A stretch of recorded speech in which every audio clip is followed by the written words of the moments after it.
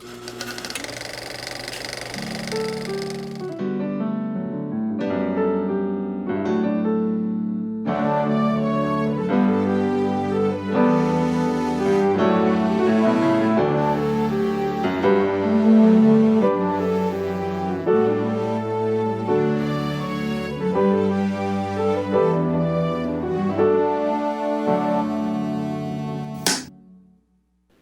Michael. It's Debbie. Hello. How are you doing today? I'm in Brittany right now. I have to tell you, A Piece of Sky is a beautiful film.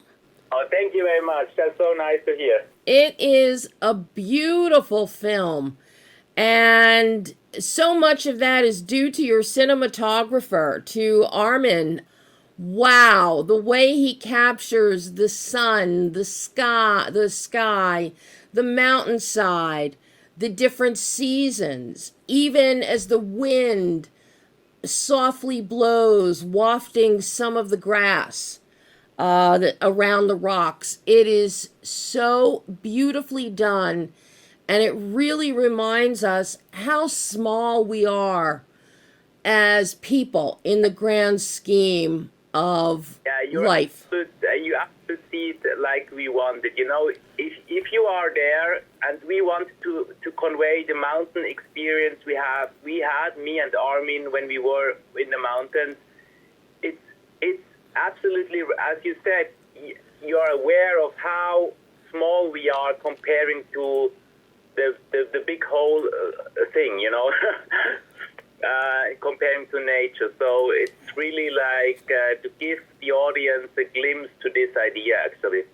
Well, I have to say, it reminded me, my grandfather and his family were from the Harz Mountains in Germany. Okay. And okay, I see. So I grew up hearing stories about my great-grandparents and saw many, many pictures of their home, these small cabins up there in the mountains. And those were in black and white. So to see your film in color, it took me right back there to my own relatives on the mountains. Just stunning. But, you know, this is a really interesting story, Michael, and the way you have interwoven the simplicity and the connection of man to nature within the grand scheme of life is so beautifully done. I'm really curious, when you were writing this script with Nadia, how are you structuring this? Because as we see the film on screen, you have the wonderful Greek chorus pop up and give us basically break the film into different acts of life, acts of the seasons, and it works so well. But I'm curious if this was part of the writing process or if this is something that came after you had the script developed. Walk me through what you did creatively in that respect. Yeah, I have to say that, you know, the story is based on a real story. So actually, I had an encounter with a young woman who told me her story, and it touched me a lot, I have to say. The way she succeeds in preserve a love for this man, although it changes a lot and although terrible things happen, but in the end, she succeeds to maintain her love for, I think, this human being, I would say. So this was really, I was really touched to the story based on, and then I was looking for a way to include the seasons, to include all this time going by, and I think the connection to Greek tragedy is already there in terms of the topic. There is like this tumor, which is put the couple to a test, you know, and this is like a thing you can also discover in the Greek tragedy, that the main character is put to a test because, the gods, they are taking him to this, and now they are looking how he will react. And so I thought it would be really interesting to use this connection to the Greek tragedy also to structure my story. Mm-hmm. And because in each little mountain village you have a little choir, you can find this there. I thought it would be wonderful to use the choir, the village choir, kind of a Greek choir, to structure my story into different chapters. So it was from the beginning on, it was really clear that I will use this choir in order to structure my story, actually. Mm-hmm. And also to have the ability to really, in an elliptic way, going for different periods in this long journey I wanted to tell. Mm-hmm. I love how you have used the Greek choir. I think it works so beautifully. And it also, because so much of this film, this is like a documentary narrative blend is the kind of feel that I get. And it's the Greek chorus that really makes this a narrative as we're watching the lives of these people unfold. Life goes on, the circle of life. You've got cows that get sold to the butcher. You've got the basic instincts of existence. And this was really something that I love, Michael, is that in the first act of the film, as we see Marco and with the cow and the bull, and we're trying to get them to mate, and that really is very prescient of what we eventually see with Marco, thanks to the impulsiveness that with his brain tumor, he has impulses. And they're very basic, and you can't control them, just like a bull who wants that cow. And so you have these beautiful little connective tissue happening here. And it's anyone paying attention to this film is going to see that and absolutely love the thought that you put into that in bringing this to life.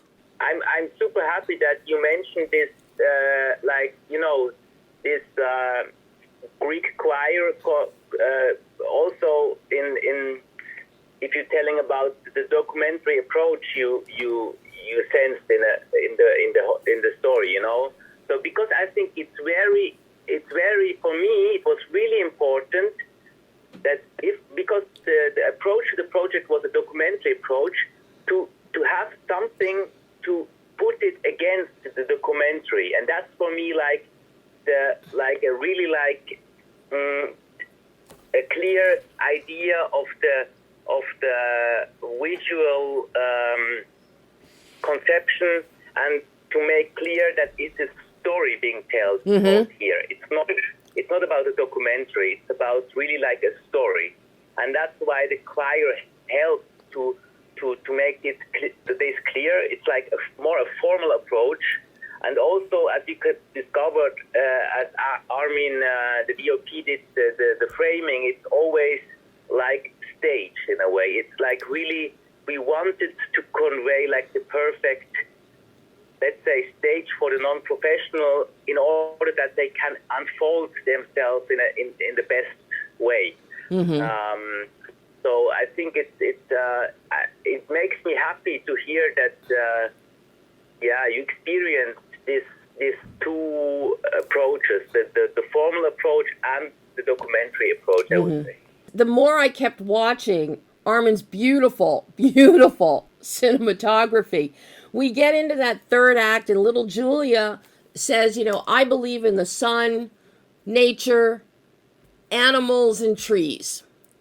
And that really capitalizes the entire film. And everything we have seen on screen up to that point is just captures that beautifully. And she really summarizes it. And when she asks her mother at one point, what is heaven like? All I kept thinking is, this beautiful place has to be what heaven is like, because it's that gorgeous. and that serene and peaceful, even with Marco's problem, even with having to say goodbye to a cow that he loves. It's still, there's a serenity and peace and beauty that is so connected. And you also incorporate your sound design with that. Your sound design is very calming, it's very beautiful. One of the most elegant aspects of the film is you have periods of total silence, such as in the third act, as we're getting into those final frames and we hear nothing, but then slowly you start to hear the wisp of the wind pick up.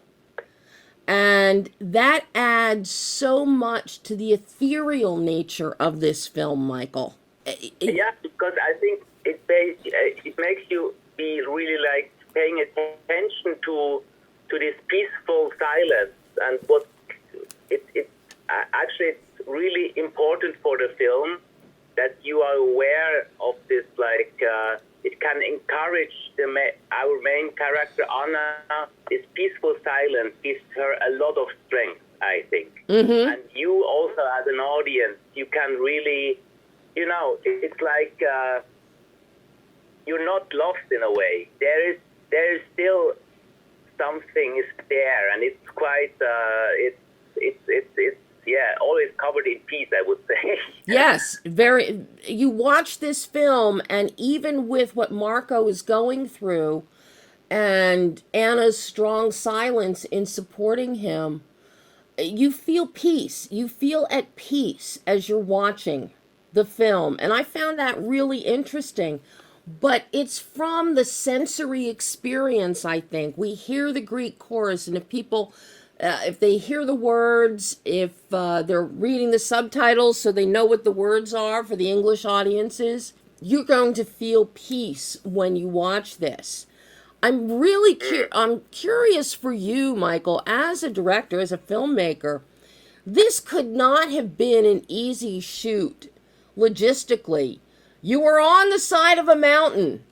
You were there in snow. You were there in summer. You were there in fall or spring. Mountains aren't flat. Those mountainsides are slanted. How challenging was this for you and Armin and the rest of your crew when you're actually trying to block out and shoot? It was challenging, actually, because it's high up in the mountains. You bring all your equipment with you, and there were some shooting days. We just walked for 2 hours and a half to get to the place I wanted to shoot the scene. So, you need to have time, actually.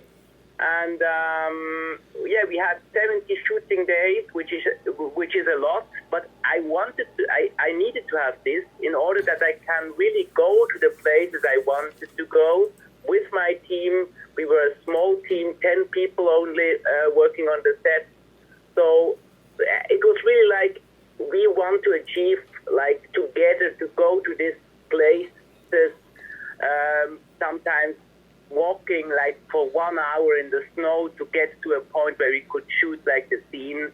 And I have to say it's also a gift, because we discovered beautiful moments, scenes I could not have imagined on the writing table. It's the moment where the hay bales are coming out of the white sky towards us. It was just possible because we could wait for the fog coming, and we waited for 1.5 hours until it was the right weather and the right atmosphere and the right light to shoot the scene. And I mean, it's only possible if you have time, actually. And so we spent 3 long different periods in the year of the pandemic, during pandemic, in the mountains, and it was it was a really intense time, I have to say. I never experienced something like this. It was amazing. It was also really intense because we worked with the local villagers, and Yeah, it was something really special, actually. How did you find this location? Because the location itself is so beautiful. You've got the mountainside, and the fact that there are so many visible rocks, because the rocks are very key in this story and in who Anna and Marco are. Especially in your right after you have we have a 3-minute opening of the rock and music, and then we have one of the villagers, one of the townspeople working on the hillside, saying there was a line about there's a rumbling from above and rocks falling. And it's kind of like the rumbling, Marco is like a rock. Life keeps going no matter what. Anna is like a rock. But there's that rumbling, and some of the rocks may fall. So this location is so specific for this film, for the emotion that you're creating. I'm curious how you found it. Actually, I spend a lot of time in the mountains because I love this place. So I feel really close to it. Every summer, every winter, I'm spending a lot of time in the mountains, climbing, hiking. Especially for this film, there was like quite a long research. So I did like maybe it was 3 years of research. I've done also the casting in this period of time. So while during the casting, I met these people. I went a lot to the mountains and looking for places. So basically all the places we shot the film, all the shooting places, all the places you see in the film, I discovered by walking and hiking, and so they are all nearby the little village. The film is also shot, but actually, I was a long time on the road, you could say. I mean, not on the road, in my shoes. A lot of walking to find this spot. I know you spent a lot of time to cast this film, to find Simon, to find Michelle, and the villagers.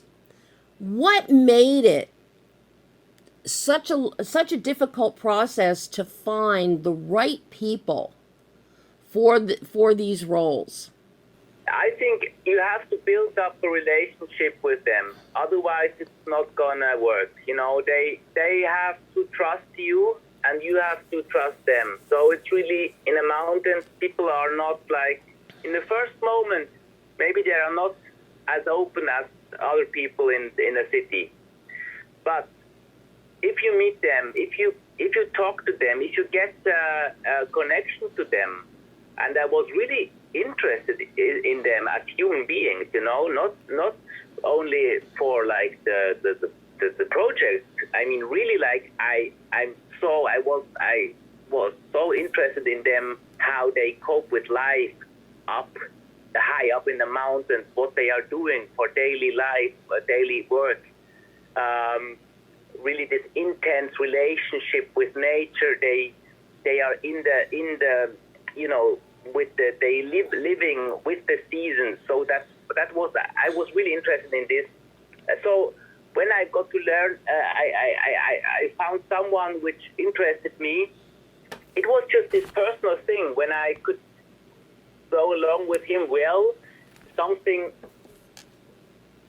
developed in a way, and I could really build up a connection with him. Then after some meetings, I asked him whether he would be maybe part of the project. And so it's really like,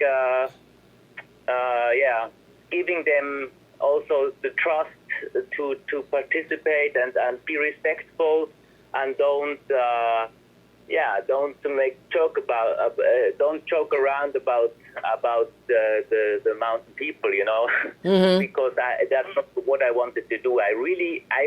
For me, I have to say, the heart of the film, really the heart of the film is actually are these people. And for me, these people they were so striking with their inner strength and with their connection to nature that I thought, yeah, that's it's okay to spend 3 years just to do the casting in order to have like a bunch of people you're really interested in and they trust you. Mm-hmm. Yeah, talk to me about working with your editor, with Florian Rigel.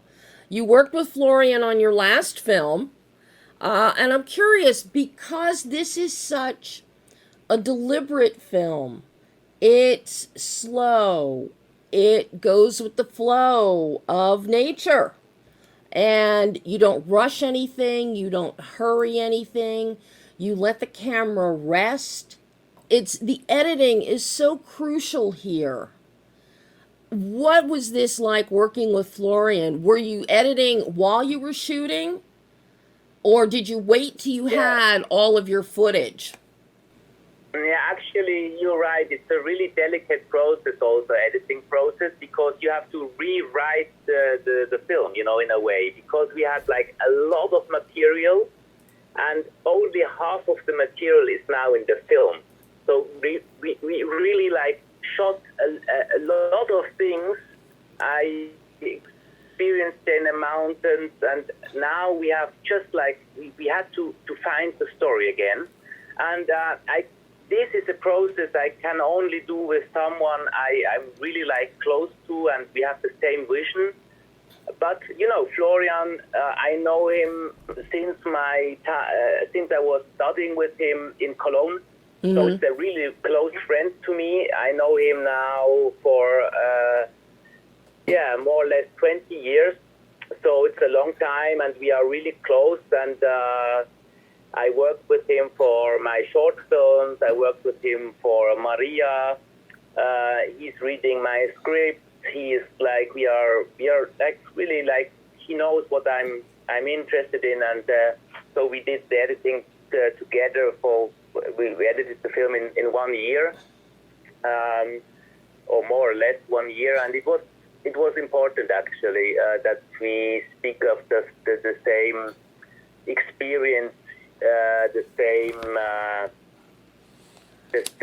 I would say, pace of the rhythm of the film was really special, I think, and we have to, we looked a lot for this, but we did not edit during the shoot, so he just received the material during we were shooting the film, and in between the shooting periods, we did some editing in order to get a sense how it could work. Mm-hmm. And it helped a lot to have different editing, to have different shooting periods, so we could slightly adapt when we discovered that the material is maybe too fast or like not, it could be adapted a little bit. Mm-hmm. I would be remiss not to ask you about your music in the film, Michael. In addition to the Greek chorus, you have your needle drop of What is Love. When that pops up in this film, each time it pops up, it made me laugh. It's like, because this is so different than the lives that we're seeing unfold and the quiet that we're experiencing. What led you to that?